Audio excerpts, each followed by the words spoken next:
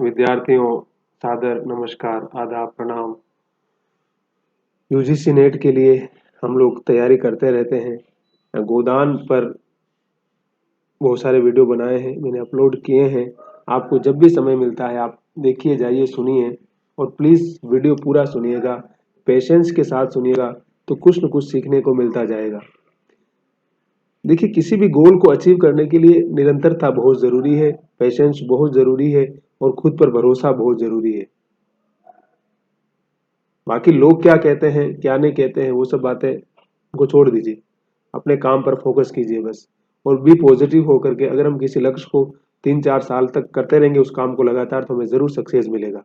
चाहे इंग्लिश सीखना हो, चाहे कोई परीक्षा पास करना हो, चाहे कोई बिजनेस सेटलमेंट करना हो, चाहे कोई भी नई स्किल सीखना हो हमें पूरी शिद्दत से डिवोटेड होकर के अगर हम काम करेंगे तो हमारा काम हो जाएगा। शायर ने कहा ना कि खुद ही को कर बुलंद इतना कि हर तकदीर से पहले खुदा बंदे से खुद पूछे कि बता तेरी रजा क्या है, यानी तू क्या चाहता है। तो हमें खुद को इतना अधिक शिद्दत से बुलंद करना है, सक्षम बनाना है कि परिस्थितियां हमारे अनुकूल होती जाए। हम लोग बातचीत कर रहे थे मुंशी प्रेमचंद के उपन्यास गोदान के ऊपर। 1936 में प्रकाशित ये महत्वपूर्ण उपन्यास, जिसकी बात की पूरी परंपरा में जिसका लगातार हम जिक्र करते हैं। 36 में ही प्रेमचंद का इंतकाल भी हो गया था। और उसके बाद आता है रेणु का प्रसिद्ध उपन्यास मेला आंचल, जिसमें आंचलिक शब्दावली और अंचल को बहुत महत्वपूर्ण बताया गया है।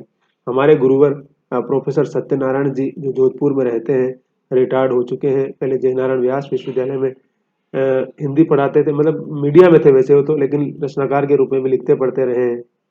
मैंने कहा भी कि जो कथादेश जो पत्रिका निकलती है दिल्ली से, जिसको हरि नारायण जी निकालते हैं, उसमें सबसे अंतिम पेज पर उनकी एक यायावर की डायरी नाम से उनका एक कॉलम चलता है जो कई सालों से चल रहा है। और किस प्रकार से वो रिपोर्टाज की शैली में लिखते हैं और बड़ी सहज भाषा में, और किस प्रकार से वो कहते भी है कि मैं ज्यादा प्रेमचंद से नहीं रेणु से प्रभावित हूँ, क्योंकि मुझे अंचल बहुत पसंद है, लोग जो जीवन है बहुत पसंद है। और ये कॉरपोरेट का जमाना है, शहरी जीवन और मल्टीप्लेक्स सिटियों का समय है आज। उसमें किस प्रकार से जो जो कहते हैं ना कि जो ग्रामीण जो जीवन शैली है, जो अनुभूतियां हैं, अनुभव है, वो सब पीछे छूटते जा रहे हैं। और रेणु ने जिस प्रकार से बिहार की उस शब्दावली को उस उपन्यास में दर्ज किया है, अद्भुत है, अद्भुत। और लोक की जो शब्दावली होती है उसका अपना अलग ही एहसास होता है, अपना एक अलग ही अनुभव होता है, उसकी अलग ही अनुगुंज होती है। तो उसको भी समझने की जरूरत है। और सत्यनारायण जी को अगर आप पढ़ना चाहते हैं, सुनना चाहते हैं, तो यूट्यूब पर उनके बहुत सारे इंटरव्यू भी है, उनकी पुस्तकें अवेलेबल है। तारीख की खंजड़ी नाम से लिखी है, उनकी डायरी है, मतलब एकदम डिफरेंट शैली में लिखते हैं वो। जो होता है ना कि आप कहानियां पढ़ रहे हैं, उपन्यास पढ़ रहे हैं, उसका एक नैरेटिव है, लेकिन उनका नैरेटिव एकदम डिफरेंट है और जीवन की एकदम अलग अनुभूतियां हैं। तो अलग चीजें समझना, जानना। और जो विधा रिपोर्टाज है ना, रिपोर्टाज का मतलब क्या होता है कि जिसमें तथ्य भी है और कल्पना भी है। अखबार में पत्रकार रिपोर्टिंग करता है, रिपोर्टिंग के माध्यम से कोई रिपोर्ट खबर बना रहा है तो रिपोर्ट हो गया, और रिपोर्ट से ही रिपोर्टाज बना है। तो रिपोर्ट से किसी घटना पर लेखक लिख रहा है, माना कि वो लिख रहा है ऊटी गया, ऊटी ऊटी पर लिख रहा है, लेकिन ऊटी में कुछ जिक्र ऊटी का आएगा, कुछ तथ्य होंगे, लेकिन उसके आधार पर बाकी जो कल्पना हो रखे के माध्यम से जो कुछ नया एक लिटरेरी कंटेंट में उसको हमारे सामने प्रस्तुत करेगा, उसको ही रिपोर्टार्ज कहा जाता है। और ये विधा लगभग समझिए कि समाप्त हो रही है, या इसका अब बहुत कम लोग लिखते हैं इस विधा पर। बाकी लोग उपन्यास लिख रहे हैं, कहानियां लिख रहे हैं, नाटक लिख रहे हैं, बाकी सारी चीजें लिखी जा रही है, लेकिन रिपोर्टाज पर लिखना जैसे बिल्कुल कम हो रहा है। तो सत्यनारायण जी को अगर आप समझना चाहते हैं, पढ़ना चाहते हैं, तो उनका जो लिखा हुआ है वो अमेजन पर उनकी बहुत सारी किताबें उपलब्ध है। प्रकाशकों ने, बोधि प्रकाशन जयपुर ने छापा है, कई लोगों ने छापा है उनको, और उनकी कविताएं अक्सर अखबारों में आती रहती है। रिटायर्ड आदमी है, अपने हाल में मस्त रहने वाले हैं। और कहते हैं ना कि मतलब ये जो कुर्सी का जो चक्कर है आजकल, आप देखिए तमाम जगह पर, हर जगह कुर्सी का चक्कर है, ईगो का चक्कर रहता है उनके साथ। बहुत सिंपल है वो, सहजता के साथ जीवन जीने वाले, और अनंत धन की आकांक्षा वाले नहीं है वो। आजकल लोग पावर चाहिए, पद चाहिए, आकांक्षाएं चाहिए, और वैसे भी वो तो अकेले हैं, तो अपने हाल में रहते हैं, मस्त रहते हैं। और जीवन को किस तरह से मतलब अपनी सहजता के साथ जीना है, चीजों को सहजता के साथ महसूस करना है, अनुभव करना है, उनके लिए वो सारी चीजें बहुत ज्यादा महत्व रखती है। तो डॉक्टर सत्यनारायण जी को अगर आप पढ़ना चाहते हैं, समझना चाहते हैं, तो कहीं ना कहीं उस पूरी विरासत को समझने का एक दृष्टिकोण भी मिलेगा हमें, और हम उनको, उनके साहित्य को समझ करके बहुत सारी चीजें और बेहतर के साथ समझ सकते हैं। तो सवाल यही है कि अभी हम जो बात कर रहे हैं वो गोदान पर बातचीत कर रहे हैं, और गोदान में राय साहब की जो जिंदगी है वो किस प्रकार से, राय साहब के अपने जलवे थे और जलवे हैं, और वो तो जागीरदार थे, राजा थे, सब कुछ थे, लेकिन उनके सपने किस प्रकार से जब चकनाचूर हो जाते हैं। एक तरफ उनका बेटा खुद उनकी बात मानने से इनकार कर देता है और अपनी मर्जी से विवाह करता है, और बेटी की जो शादी होती है वो भी किसी कारण से टूट जाती है क्योंकि दामाद सही नहीं मिलता है। और किस प्रकार से जो उनको कहते हैं ना कि बुढ़ापा किस प्रकार से, समझिए कि मतलब उनको लगता है कि जो मैंने कुछ जीवन में किया सब कुछ बेकार हो गया है। तो आदमी की आकांक्षाएं किस प्रकार से कहां तब्दील हो जाती है कि जिनके पास जागीरें हैं, सब कुछ है, रुतबा है, सब कुछ है, लेकिन फिर भी वो दुखी है, उदास है। तो जीवन की विडंबना कुछ इसी प्रकार की है कि इंसान चाहता कुछ और है और होता कुछ और है। ये जीवन का जो इसे कहते हैं ना कॉन्ट्राडिक्शन है, अंतर विरोध है। जीवन आपको कब कहाँ किस मोड़ पर खड़ा कर देगा, शायद आप हमको इसका अंदाजा भी नहीं रहता है। तो राय साहब मुकदमा भी जीत जाते हैं, बेटी की शादी भी कर देते हैं, सब कुछ कर देते हैं, लेकिन फिर भी उन्हें मलाल ही मलाल रहता है कि उनकी अपनी ही औलाद उनकी बात मानने से इनकार कर देती है, और उनको लगता है कि मैं अपने पिता होने का धर्म पूरी तरह से सही निर्वाह नहीं कर पा रहा हूँ। देखिए मैं कुछ कुछ पढ़ देता हूँ। राय साहब का सितारा बुलंद था, उनके तीनों मंसूबे पूरे हो गए थे, कन्या की शादी धूमधाम से हो गई थी। मैंने कहा ना कि कन्या की शादी का बजट कितना था, 1 लाख रुपया था, 1936 से पहले की बात है। और होरी की बेटी का बजट कितना है, मात्र 200 रुपया, जिसके लिए भी वो मतलब उसके पास पता नहीं है 200 रुपये कैसे आएंगे, तो अपनी जमीन फिर गिरवी रख देता है वो। जब बेटे की शादी मतलब बेटा जब विधवा लड़की से शादी कर लेता है तो गांव वाले उसको दंड करते हैं, तो उसमें उसका घर चला जाता है, फिर जमीन चली जाती है, और फिर देखिए अभी एक बेटी की शादी और करवानी है उसे। तो होरी की जीवन की विडंबना किस प्रकार की है और राय साहब के जीवन की विडंबना किस प्रकार की है, इससे हम जो सोशल जो स्ट्रक्चर है उसको आप समझ सकते हैं। और समाज की जो संरचना है, समाज का जो स्वरूप है, जिसमें हम कहते हैं ना कि एक के पास बहुत सारा धन है और एक के पास धन नहीं है, इस अंतर विरोध के कारणों की भी पड़ताल हम बड़ी आसानी से और बड़ी सरलता से इस कहानी के माध्यम से कर सकते हैं। देखिए कहानियां बहुत कुछ कहती है, ऐसा नहीं है कि कहानियां कुछ भी नहीं कहती है, और कहानियों का अपना मतलब होता है, मंतव्य होता है, कुछ कुछ कहने का अपना सलीका होता है। मुकदमा जीत गए और निर्वाचन में सफल ही न हुए थे, होम मेंबर भी बन गए थे। चारों ओर से बधाइयां मिल रही थी, कारों का तांता लगा हुआ था। इस मुकदमे को जीतकर उन्होंने तालुकेदारों की प्रथम श्रेणी में स्थान प्राप्त कर लिया था। सम्मान तो उनका पहले भी किसी से कम न था, मगर अब तो उनकी जड़ और भी गहरी और मजबूत हो गई थी। सामाजिक पत्रों में उनके चित्र और चरित्र धनाधन निकल रहे थे। कर्ज की मात्रा बहुत बढ़ गई थी, मगर अब राय साहब को इसकी परवाह न थी। वह इस नई मिल्कियत का एक छोटा सा टुकड़ा बेचकर कर्ज से मुक्त हो सकते थे। सुख की जो ऊंची से ऊंची कल्पना उन्होंने की थी, उसमें कहीं ऊंचे जा पहुंचे थे। अभी तक उनका बंगला केवल लखनऊ में था। अब देखिए बड़े आदमी थे तो बंगले चाहिए ना भाई, तो बहुत सारे बंगले खरीद लेते हैं वो। अब नैनीताल, मसूरी और शिमला तीनों स्थानों में एक एक बंगला बनवाना लाजमी हो गया था। अब उन्हें यह शोभा नहीं देता कि वह इन स्थानों पर जाएं और होटलों में या किसी राजा के बंगले में ठहरे। जब सूर्य प्रताप सिंह के बंगले इन सभी स्थानों पर थे, तो राय साहब के लिए बड़ी लज्जा की बात थी कि उनके बंगले न थे। देखिए बड़े लोगों के अपने कहते हैं ना कि उनका अलग लेवल होता है, स्तर होता है, उनका कंपटीशन अलग तरह का होता है। हर किसको कहा ना कि मतलब हायरार्की और हेजेमनी वाला जो मामला है कि हर किसी का समाज में एक स्तर है। कोई मजदूर है तो उसका लेवल अलग है, कोई बाबू है उसका लेवल अलग है, कोई बड़ा अधिकारी है फिर उससे बड़ा मिनिस्टर है कोई नेता है, कोई बड़ा बिजनेसमैन है, कोई अरबपति खरबपति है। तो राय साहब का भी कुछ ऐसा ही लेवल है। और राय साहब को बंगले बनवाने की जरूरत नहीं पड़ी, उन्हें सस्ते बंगले मिल जाते हैं तो बंगले खरीद लेते हैं। देखिए बड़े मैंने कहा कि अरबों खरबों का व्यापार मतलब जागीरदार थे भाई, उन्हें क्या कमी थी। और बंगले में माली चौकीदार खरीदार सब रख दिया उन्होंने, व्यवस्था पूरी कर दी, और कभी भी जाए कोई टेंशन वाला काम नहीं है अब। और आपकी हिज मेजेस्टी के जन्मदिन के अवसर पर, हिज मतलब जो उनका अंग्रेज जो अधिकारी था, मजिस्ट्रेट बोलते हैं राजा को, जो आपका मालिक है, और पद भी उनको, मतलब कि अंग्रेज सरकार ने उनको सम्मान भी दे दिया था। अब उनकी महत्वाकांक्षा पूर्ण रूप से संतुष्ट हो गई थी। उन्हें लग रहा था कि जीवन में अब बहुत कुछ मिल गया है मुझे। वो अपने आप को एक संतुष्ट व्यक्ति के रूप में महसूस करते हैं। उस दिन खूब जश्न मनाया गया और इतनी शानदार दावत हुई कि पिछले सारे रिकॉर्ड टूट गए।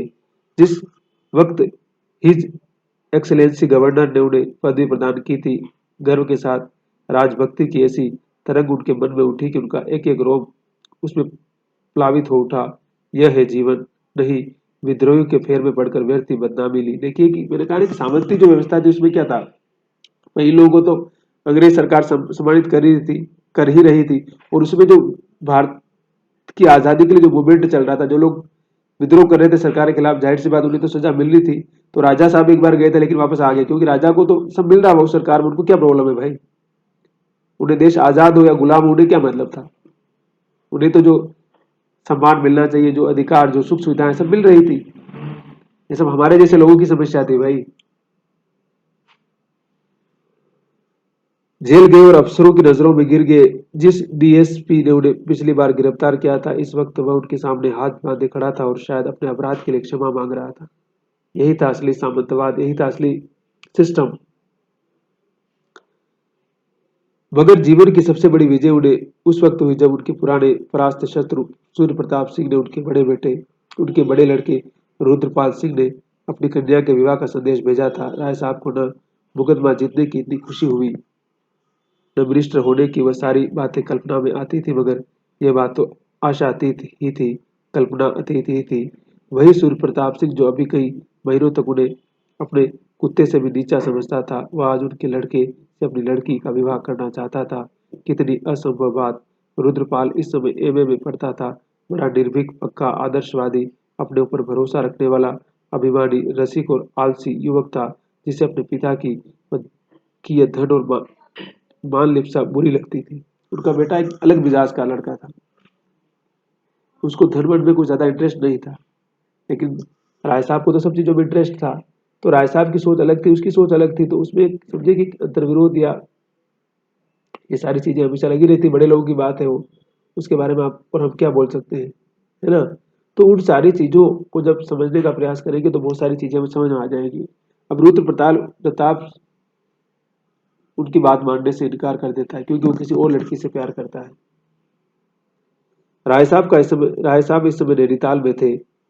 यह संदेशा पाकर फूल उठे। यद्यपि वो विवाह के विषय में लड़के पर किसी तरह का दबाव न डालना चाहते थे, पर इसका उन्हें विश्वास था कि वह जो कुछ निश्चय कर लेंगे उसमें रुद्रपाल को कोई आपत्ति न होगी। और राजा सूर्य प्रताप सिंह से नाता हो जाना एक ऐसे सौभाग्य की बात थी कि रुद्रपाल का सहमत न होना ख्याल में भी न आ सकता था।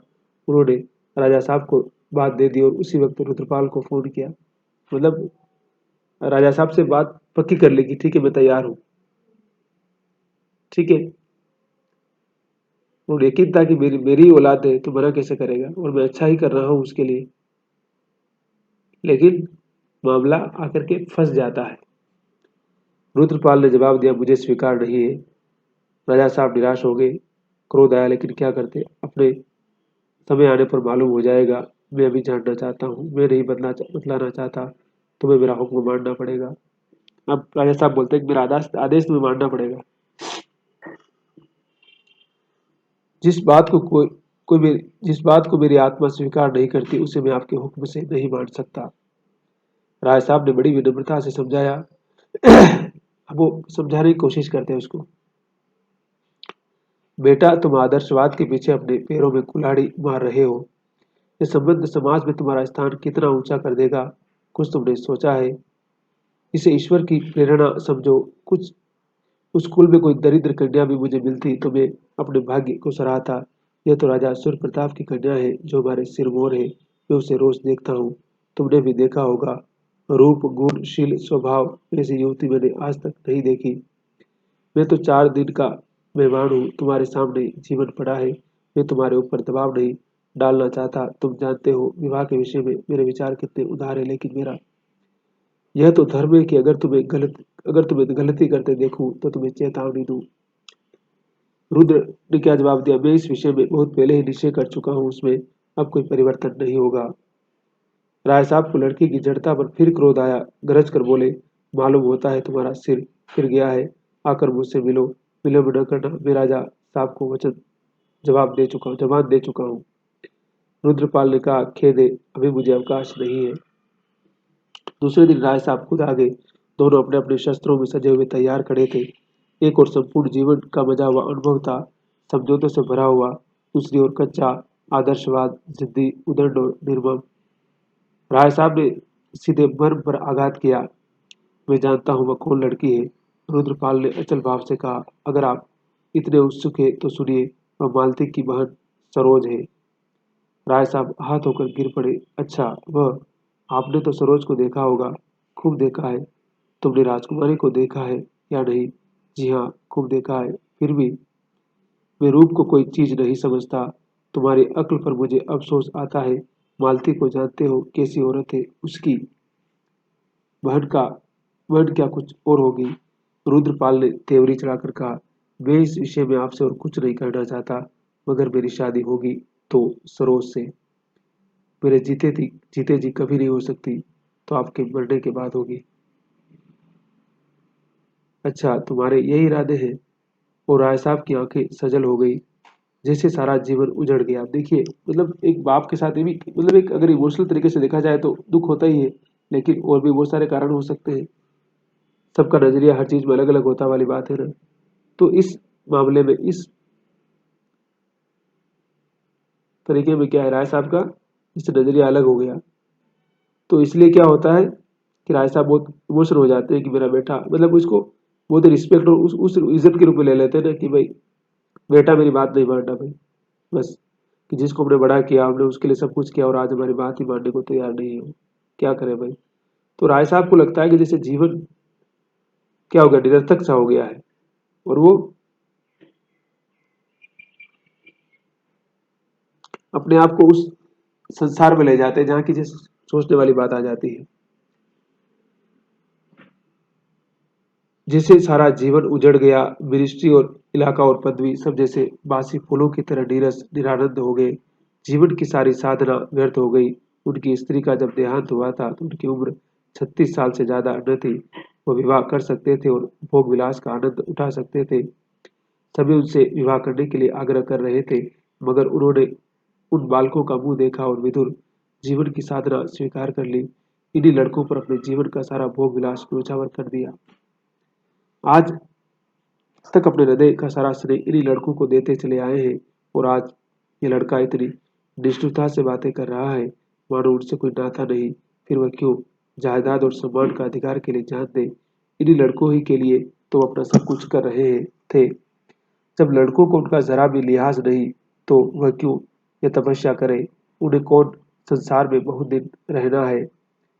उन्हें भी आराम से पड़े रहना आता है। उनके और हजारों भाई मूंछों पर ताव देकर जीवन का भोग करते हैं और मस्त घूमते हैं। फिर वही क्यों भोग विलास में क्यों न पड़े रहे। उन्हें इस वक्त याद आ रहा था कि यह जो तपस्या कर रहे हैं वह लड़कों के लिए नहीं, बल्कि अपने लिए। केवल यश के लिए नहीं, बल्कि इसलिए कि वह कर्मशील और उन्हें जीवित रहने के लिए इसकी जरूरत है। वह विलासी और अकर्मण्य बनकर अपनी आत्मा को संतुष्ट नहीं रख सकते। उन्हें मालूम नहीं कि कुछ लोगों की प्रकृति ही ऐसी होती है कि वह विलास का अपाहिजपन स्वीकार ही नहीं कर सकते। वे अपने जिगर का खून पीने ही के लिए बने हैं, और मरते दम तक पीते जाएंगे। मगर इस चोट की प्रतिक्रिया भी तुरंत हुई। हम जिनके लिए त्याग करते हैं उनसे किसी बदले की आशा न रखकर भी उनके मन पर शासन करना चाहते हैं। प्रेमचंद क्या बोले कि जिसके लिए हम कुछ त्याग करते हैं तो उसके ऊपर हम किसी न किसी प्रकार से अपना नियंत्रण भी करना चाहते हैं। तो मनुष्य का बहुत नेचुरल स्वभाव है, चाहे वह शासन उन्हीं के हित के लिए हो। यद्यपि उस हित को हम इतना अपना लेते हैं कि वह उनका न होकर हमारा हो जाता है।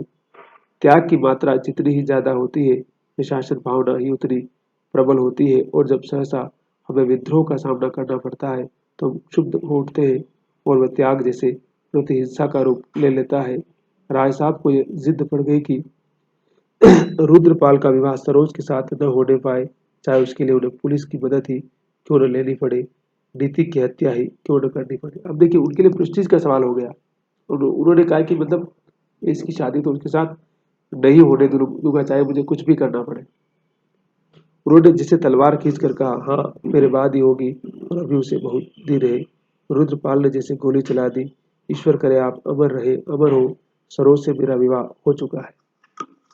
झूठ, बिल्कुल नहीं, प्रमाण पत्र मौजूद है। राय साहब आहत होकर गिर पड़े। इतनी सतृष्ण हिंसा की आंखों से उन्होंने कभी किसी शत्रु को न देखा था। मतलब उसके उनके मन में एक हिंसा पैदा हो गई खतरनाक। इतनी भयंकर हिंसा तो शायद शत्रु के लिए भी उनके मन में न थी। देखिए मतलब इस घटना को आप समझिए कि अगर बच्चा आपकी बात नहीं मान रहा और आपकी बात के खिलाफ जा रहा है, तो जो कल कल आपका बहुत प्रिय था वो आपका सबसे बड़ा दुश्मन बन जाएगा। क्योंकि आपने जो स्ट्रक्चर बनाया उस स्ट्रक्चर में अगर वो नहीं आ रहा है तो ये भी समस्या है। तो राय साहब ने जिस प्रकार की दुनिया बनाई थी, जिस प्रकार का सोच बनाया था, उसमें वो कहीं फिट नहीं हो पा रहा था। और जब उसमें वो फिट नहीं हो पा रहा था तो राय साहब को गुस्सा आना लाजमी था। तो राय साहब उसको उस तरह से प्रतिवाद के रूप में लेते हैं और उनके मन में एक गहरी हिंसा भर जाती है, और उस हिंसा को वो चाहे न चाहे भी उससे अपने आप को जैसे मुक्त नहीं कर पा रहे हैं। ठीक है, तो हम लोग इस पर बातचीत करेंगे और भी लंबा है, तो 2 वीडियो बनाने पड़ेंगे। शत्रु से अधिक उसके स्वार्थ पर आघात कर सकता था यह देह पर या सम्मान पर यह आघात तो उस मर्म स्थल पर था जहाँ जीवन की संपूर्ण प्रेरणा संचित थी। एक आंधी थी जिसने उनका जीवन जड़ से उखाड़ दिया था। अब वह सार्थकता अपंग थी। पुलिस की सारी शक्ति हाथ में रहते हुए अपंगे। बल प्रयोग उनका अंतिम शस्त्र था। वह शस्त्र उनके हाथ से निकल चुका था। रुद्रपाल बालिग है, सरोज भी बालिग है, और रुद्रपाल अपनी रियासत का मालिक है। उसका उस पर कोई दबाव नहीं। आहा, अगर जानते ये लौंडा क्यों विद्रोह करेगा तो इस रियासत के लिए लड़ते ही क्यों। इस मुकदमेबाजी के पीछे 2-2.5 लाख बिगड़ गए, जीवन ही नष्ट हो गया। अब तो उनकी लाज इसी तरह बचेगी कि इस लौंडे की खुशामद करते रहे। उन्होंने जरा बाधा दी और इज्जत धूल में मिली। वह जीवन का बलिदान करके भी अब स्वामी नहीं है। ओहो, सारा जीवन नष्ट हो गया, सारा जीवन। अब देखिए राय साहब जिससे लगता है कि सब कुछ तबाह हो गया, ऐसी स्थिति उनकी हो जाती है। क्यों? क्योंकि वो जो चाहते थे नहीं हो पा रहा। भाई उनकी निगाह में जो इज्जत है, सम्मान है, उसके उनके बच्चे की निगाह में कुछ दुनिया अलग है। और एक जनरेशन का और जनरेशन की थोट का फर्क है। और एक हर जनरेशन की सोच में परिवर्तन आता है, ये सब नेचुरल है। लेकिन कौन इसको समझ पाता है, कौन इसको स्वीकार कर पाता है, यही बहुत बड़ा सवाल है। तो शायद राय साहब की दुनिया अलग थी, उनका लेवल अलग था, इसलिए उस अलग लेवल और उस अलग स्टैंडर्ड के हिसाब से वो सोच रहे थे। रुद्रपाल चला गया। राय साहब ने कार मंगाई और मेहता से मिलने चला। मेहता के पास जाते हैं कि मेहता उसको समझाए भाई, क्योंकि मालती मेहता की दोस्त है और मालती की बहिनी सरोज है ना, उसी से तो विवाह कर लिया इसने। तो कैसे भी करके मामला सलटा देकर मेहता, लेकिन मेहता क्या करते हैं इस पर बात अगले वीडियो में करेंगे। वीडियो पूरा देखिएगा, लाइक सब्सक्राइब शेयर करना है।